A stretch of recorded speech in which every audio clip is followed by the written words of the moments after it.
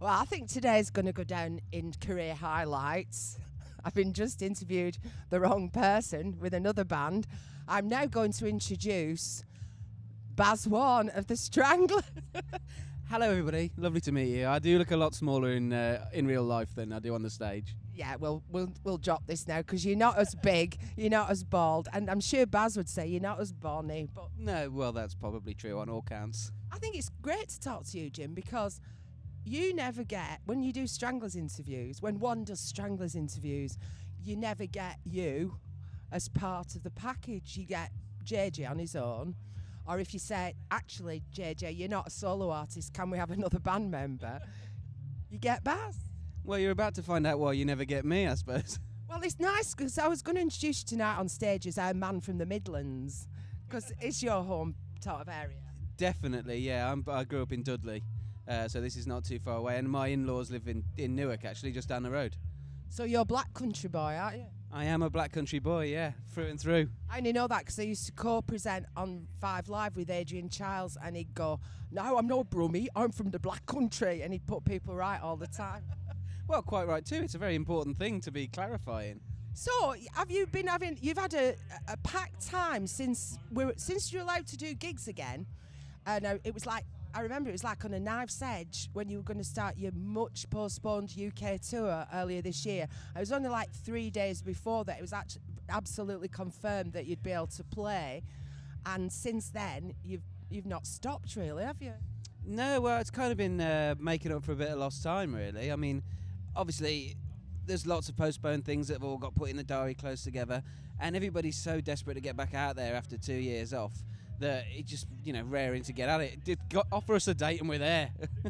So I have to ask this question, because fans have been asking it on social media and stuff, like seeing the dates for the summer festivals you've been doing, not so many here, a lot more in France and stuff, and then going into a European tour either side of the new year.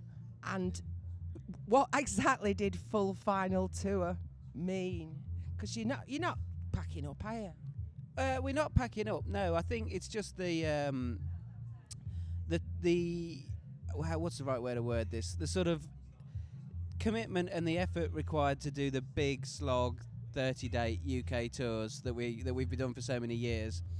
It just takes a lot out of you, and I think the boys just kind of wanted to wind down doing that. So we are going to continue to work for the sort of foreseeable, couple of years, whatever. What the exact plans are, I have no idea. Somebody will tell me at some point. Jim, get on the bus. Do as you're told. Basically, yeah, that's it. So for UK fans that will see this, will there be another, UK-wide winter-type tour coming up? There's nothing planned. There's nothing planned. I suppose you're just a whippersnapper, aren't you? There are some members of there are some members of the band, well pensionable age, aren't they? Yeah, almost all of them now. I'm like the young eye candy. I mean, what a situation to be in.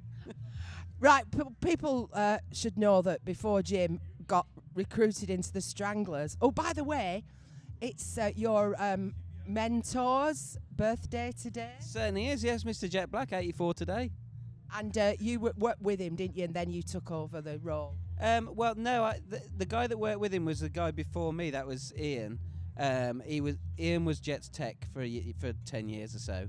But then just at the exact time that Jet was kind of winding down, Ian went on to do Stevie Wonder.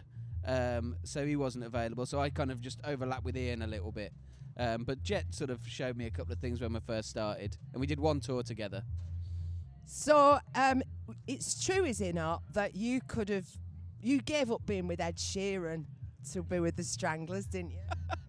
I did a lot of work in pop before I arrived in the punk world. So come on then, if the radio comes on, driving along in my car, and a big hit comes on in the pop genre, who would I be able to say, "Oh, I know the guy who played drums on that"? Absolutely nobody you would ever have heard of. I thought you did. No, I was a stage manager for ages. I worked for Rudimental, who worked with Ed Sheeran, and I did a whole.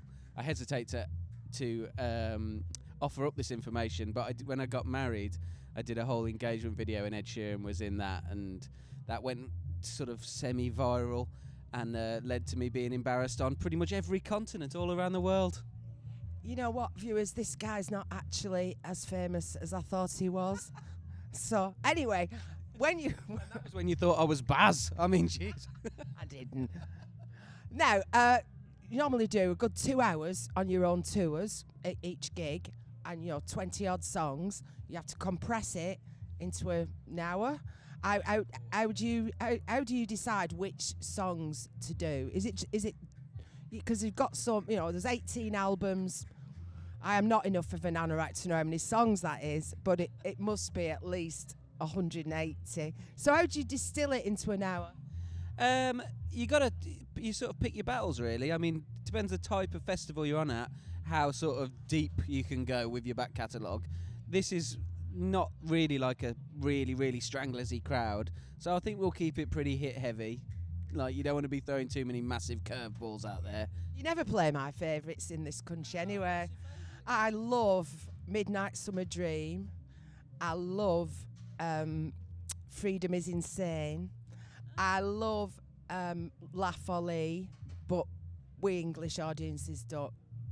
Rarely. They've been done on tours, but it's a bit of a push for a festival, a 7-minute song in French. Well, we'll look forward to it. 1 hour, so it'll be about, 10 songs? No, it's more than that. We've got an hour and 15 tonight, so I think we're probably doing 15 or something like that. We don't do a lot of chatting. We hammer them out. Well, lost my glasses now, the excitement. Enjoy yourself, and congratulations to the Stranglers, because in the face of great adversity, not least losing their keyboard player, Dave Greenwood, and getting Toby on board, who we might meet later, who's fitting in rather well, isn't he? Yeah, he's a lovely chap. Just as mad as Dave as well. Yeah, special. In spite of all that and lockdown, they came back with an album, shot straight into the all-important number 4 slot in the charts, mate. And they're still going. So talent and sheer bloody tenacity. And I look forward to seeing you live later. Thank you. Thank you very much. Joe Wiley, ladies and gentlemen. Been an absolute pleasure.